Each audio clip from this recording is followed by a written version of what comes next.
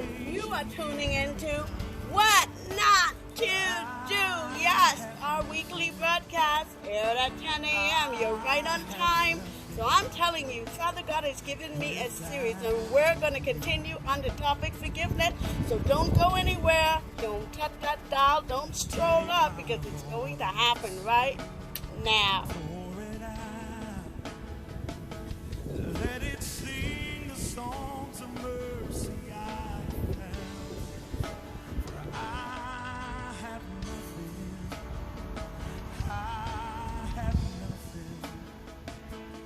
without you. Come on, sing it with me now. And all my soul. Our name ain't gonna be written in the Lamb Book of Life doing whatever we feel. Or we can become doers of the word, part of the word, but don't want to follow all of the word. It don't work that way. We could forgive, but we don't forget. Where we get that from?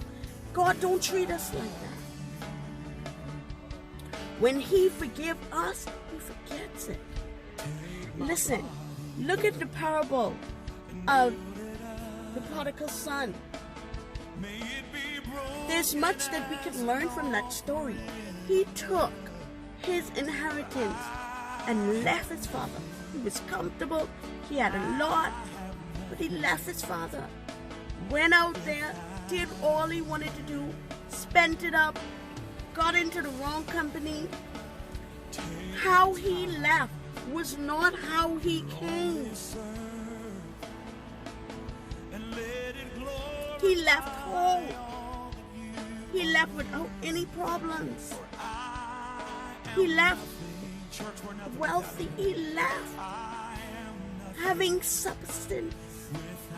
But when he came back home, he was unrecognizable. Because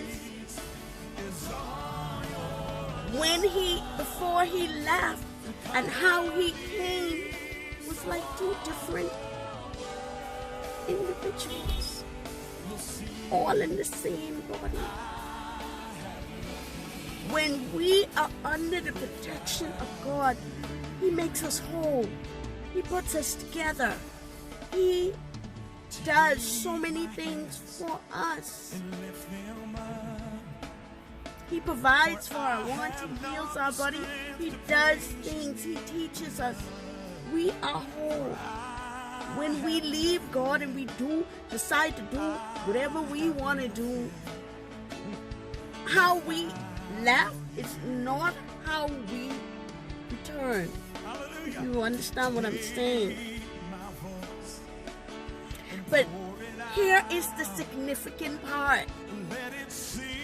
When his father saw him from afar off, the Bible said, he was so happy to see his son. He started to listen. He started to have a celebration. And the celebration wasn't, oh, you waste all you had and all these different. The celebration was he found this way.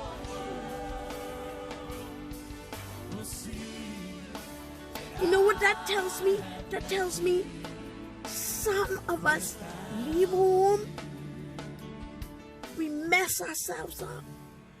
But some of us, either if it's pride or we believe the lies of the enemy, that we don't make our way back home because we don't think that we are worthy enough. We don't think that God can forgive us and erase the things that we have done. We don't believe that we're worth saving, but we are. I'm still talking about forgiveness, but I want you to understand where I'm coming from. So this father saw his son that left him, and maybe he left for years because the fact that he didn't look the way that he left, which means it had to take some years for him to get to the state that he was returning from.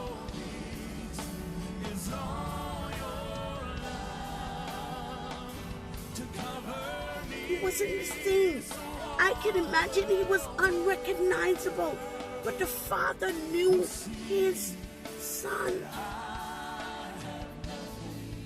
I can imagine that he wasn't wearing the finest gown, the finest outfit that he left with.